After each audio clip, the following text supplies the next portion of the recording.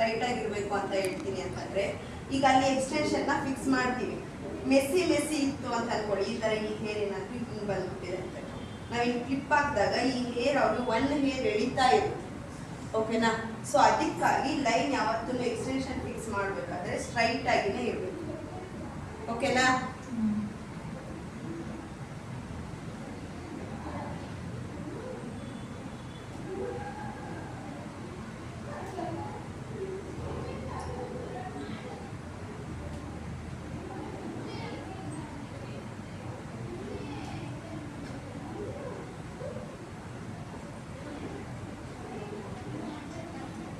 ಮತ್ತೆ ಈ ತರ ನಾವು ಎಕ್ಸ್ಟೆನ್ಷನ್ ಫಿಕ್ಸ್ ಮಾಡ್ತಾ ಇದೀವಿ ಅಂತಂದಾಗ ಇದು ನೋಡಿ ಈ ತರ ಟೈಟ್ ಆಗಿನೇ ಇರ್ಬೇಕು.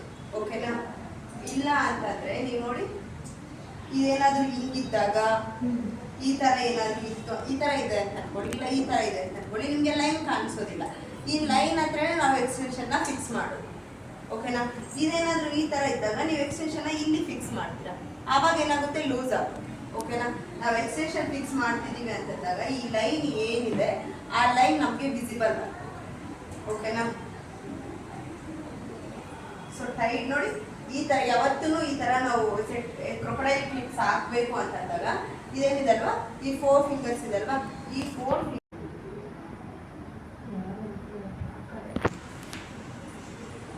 ನೋಡಿ ಈ ತರ ಇದೆ.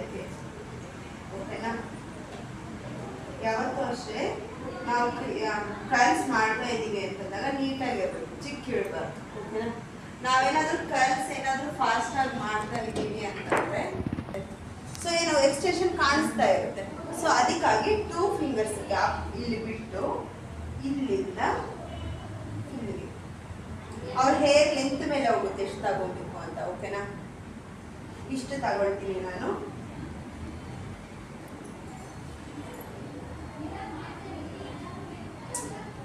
ಕಾಣಿಸ್ತಾ ಇಲ್ವಾ? ಈ ಕಡೆ ಬಂದು ನೋಡಿ, ನಾನು ಡಸ್ಟ್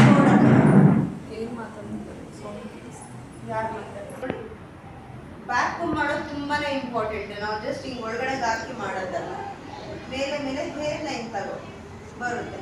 ಈ ಹೇರ್ನ ತಗೊಂಡೋಗಿ ಲಾಕ್ ಮಾಡಿ. ಈ ತರ ಮಾಡಿದ್ರೆ ನಿಮ್ಗೆ ಪಫು ಅಷ್ಟೇ, ಬ್ಯಾಕ್ ಕೂಮ್ ಸ್ಟ್ರಾಂಗ್ ಆಗಿರುತ್ತೆ. ಓಕೆನಾ? ಮಾಡಿ. ಓಕೆನಾ? ಹೇರ್ ಮೌಸ್ ಹಾಕೋದ್ರಿಂದ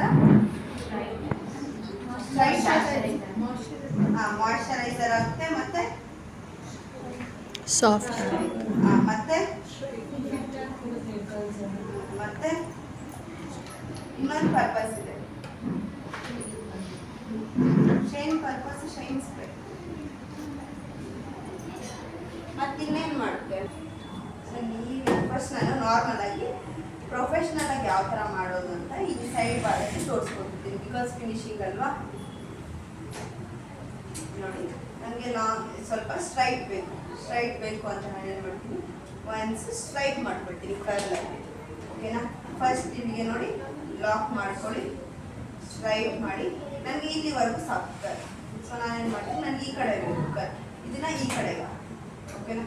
ಈ ಕಡೆಗೆ ಹಾಕೊಂಡು ಕೆಳಗಡೆ ಬರ್ತೀನಿ, ಒಂದು ರೋಲ್ ಕೆಳಗಡೆ, ಮತ್ತೆ ಒಂದು ರೋಲ್ ಕೆಳಗಡೆ, ಮತ್ತೆ ಒಂದು ರೋಲ್. ಓಕೆನಾ? ಕರ್ಲ್, ರೋಲ್,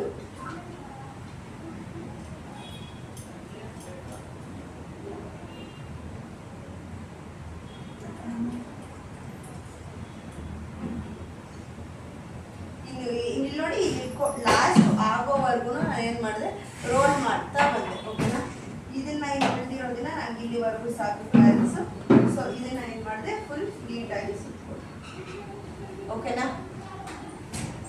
ಸೊ ಇದು ಹೆಂಗ್ ಕರ್ಲ್ಸ್ ಆಗಿದೆ ಅಂತ ಮಾಡಿ ಬೇರೆ ಥರ ನೋಡಿ. ಜಸ್ಟ್ ಹಿಂಗೆ ಕ್ಲಿಪ್ ಹಾಕ್ತಾರೆ, ಇದು ಏನಿದೆ ಇದನ್ನ ಫುಲ್ ಸುತ್ತಿಬಿಡ್ತಾರೆ.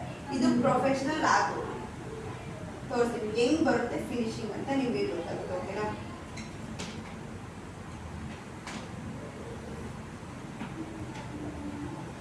ಇದು ಪ್ರೊಫೆಷನಲ್ ಅಲ್ಲ, ನಾರ್ಮಲ್ ಆಗಿ ಯಾರಾದ್ರೂ ಮಾಡ್ಕೊತಿದ್ದೀರ, ಸ್ವಲ್ಪ ಪ್ರಾಕ್ಟೀಸ್ ತಗೊಂಡ್ರೆ ಸಾಕು, ಯಾರಾದರೂ ಮಾಡ್ಬೋದು, ಇದು ಪ್ರೊಫೆಷ್ನಲ್ ಆಗೋದಿಲ್ಲ. ಓಕೆನಾ?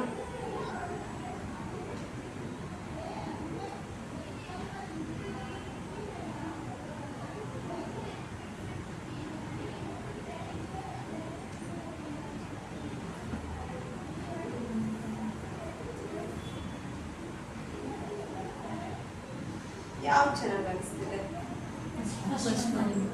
ಅಲ್ವಾ? ನೋಡಿ, ಓಪನ್ ಮಾಡಿ. ಓಕೆನಾ?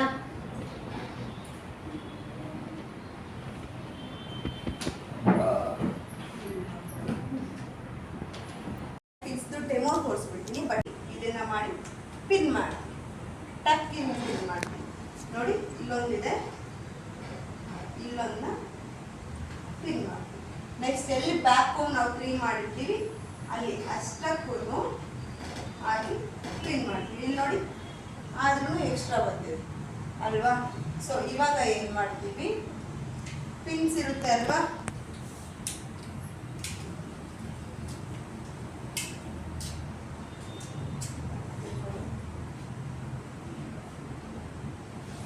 ಈ ಪಿನ್ಸ್ ಇಂದ ಅದನ್ನ ಲಾಕ್ ಮಾಡಿ. ನೋಡಿ, ಇಲ್ಲಿದೆ ಅಲ್ವಾ, ಇಲ್ಲಿ ಕ್ಲಿಪ್ ಅಡ್ಡ ಇದೆ.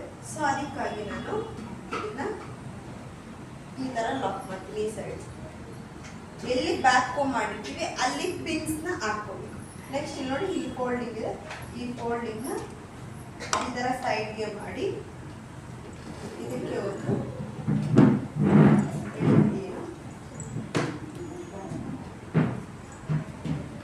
ಟೈಟ್ ಆಗಿ ಗೊತ್ತಾಗ್ತಿದ್ಯಾ? ಪಿನ್ನಿಗೆ ಸೇಮ್ ಅದೇ ತರನೇ ಸಪ್ರೇಟ್ ಮಾಡಿ.